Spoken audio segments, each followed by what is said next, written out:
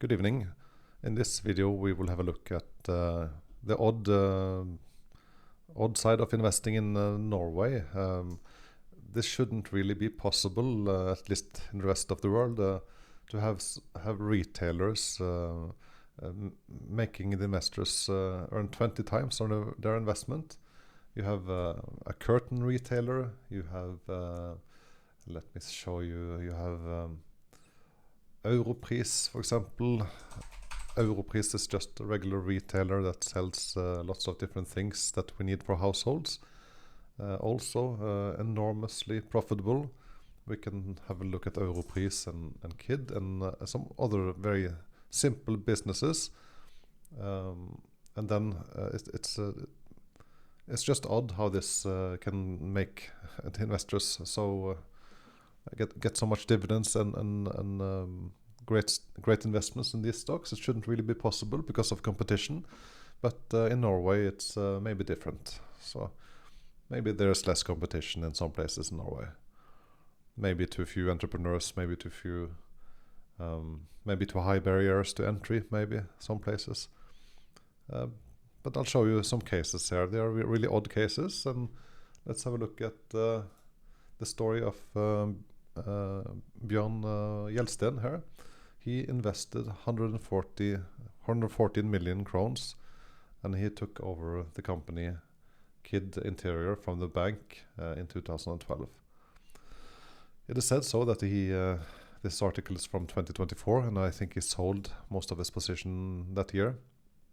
And he made like a 20-fold multi-bagger here in a company that basically sells curtains and pillowcases, and it shouldn't really be possible to make that kind of money in a retailer. And maybe it's not in the future. We'll have a look, but I'll show you in this channel more Norwegian stocks, and there are some odd cases. And the focus on the channel here is to find those companies that can continue to defend themselves from competition and being priced attractively. I wouldn't buy Kid Interior store now. I should have seen this in 2016 or 2018, maybe even in 2020, maybe even in 2022. I should have bought more shares. I did buy some in 2018, but I sold them too early. But I'll share some insights here now, and I don't know if this video will be too, maybe it's the beginning of the channel, maybe it will be too niche for you now, but bear with me. In the next video perhaps I'll show you more what you're interested in, because we can find companies in Norway that are much better to invest in long term, because there's not much competition in Norway in some segments and markets. So here you see the retailer generating the cash flow. The famous investor Gjelsten bought it in 2012, so there was a few years here. You see he didn't really increase the profits, but then he managed to increase it quite a lot, like 5, 6, 7-fold. And then in 2024 it started to decline, we see, and he sold most of his stake here in 2024. So I don't know the story, but you can see here in the total return. Let's see how long we can measure it. I think we only have price data from 2015, but you see here the price has increased 16% annually over 10 years, and this is a retailer, so it shouldn't be possible. And then just imagine selling curtains and then the neighbor shop sells the same curtains. It's just textile, right? It shouldn't be possible to have such high markups on the goods, but it's very common in Norway, so we will find lots of opportunities where this is the case now, and maybe some of these cases will be so in the future too. But if you include the dividends here now, almost 24% annually, even after the price drop, just by being a long-term holder together with Gjelsten and holding it for 10 years. That's that's unheard of to have in a retailer.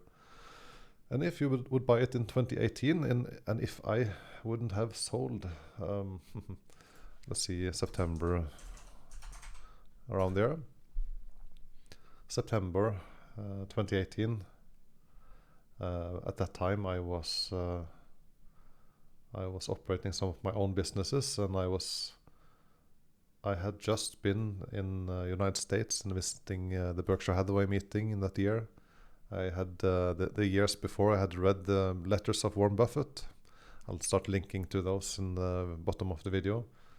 But I shouldn't have invested in Berkshire Hathaway. I should have invested in this retail store. You see, 29% annually. So that's one very odd case. Over 7 years, 29%, including the dividends. And if you just take the price, it's like 20%. So here, this is, okay. So you get the point that that's just one case. And I'll show you just the pricing if you're, this is a very simple business. So let's just, if you just look at the valuation, enterprise value, there's not much debt here, I think. And you see it compared to the operating income. If you see here, as it was falling here down to 2018, you could buy it at a price below the 10 in multiple, you see. Below 10 in multiple has always been really, really cheap. In general, it's very cheap for a company that has some runway or prospects to grow in the future, while managing to grow efficiently with a high return on the capital of the owners. And you see this is, for some reason or another, Yelsten and the team here did a good job, and they managed to increase it to above 20%. And that's really, really amazing. That's what we're looking for. Too little competition here. And then you see the result for the owners, really, really, really, really good. They do, this retail store, they do own their interior in the shops, but they don't own the property. So you see they don't need much capital here. They can just pay it out to the owners. And you see that the cash flow is around, it's very, very capital light, you can see. You see so you see the blue bar here is the cash flow from the operations, and the green is the equity that they need to sustain or to have the business in operation. So you see that they can basically pay out a lot of dividends if they want to. So that's quite an interesting case. I can show you the other one. You can read in the financial newspaper of Norway that very current now. A new story here is that one of the bigger investors in Norway has just bought a big piece of the company of ABG Sundal Collier, the independent Nordic investment bank. They are doing a really good job, and if the companies want to look to Norway to get investments for their M&As or to get to issue debt or so on, they can go and get skilled consultants at ABG that will help them to do this for them. So this is just a business with an office and great people. And you see, if we just look at the operating income, I'll show you that this is actually one of the best dividend stocks of Norway historically. Very flat operating income. Maybe we say 250 or 300 million normalized earnings.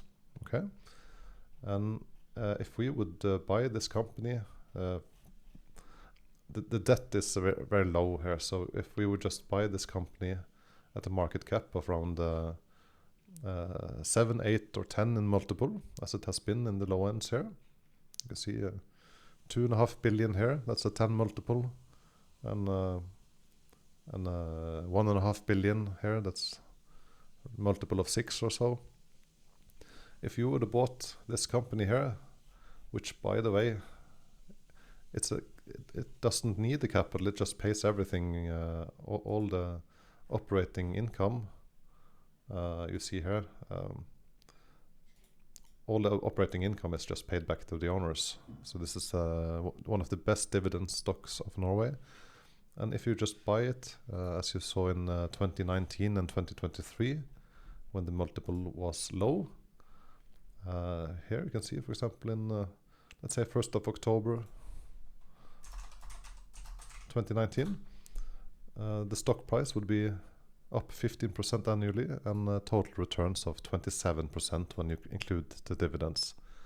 And the price is a little bit up now, but the price is always has been between 4 and 8 crowns. So that's a huge opportunity, I think, there.